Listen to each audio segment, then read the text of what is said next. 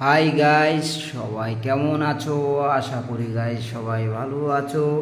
তো আমাদের ঘরটা, এটা হলো আমাদের ঘর, এটা আনকমপ্লিট ছিল।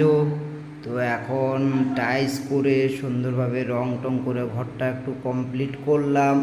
এখনও ঘরের খাট, আলমারি, শোকেস যা যা যাবতীয় জিনিস থাকে ওগুলি আমাদের বাইরে এখনও রাখা আছে। আজকে মাত্র ঘরটা কমপ্লিট করলাম। দেখো গাইস, তোমাদের থেকে কেমন লাগে বলবা, কমেন্টে জানাবে। তো এখনও পর্যন্ত কিছু ঢুকাইনি, ঘরে ঢুকাবো। আলমারি, শোকেস, খাট, অনেক কিছু আছে, ওগুলি সব বাইরে রাখা আছে। তো আজকে কমপ্লিট হলো, এখনও জানালাগুলি রং করতে হবে।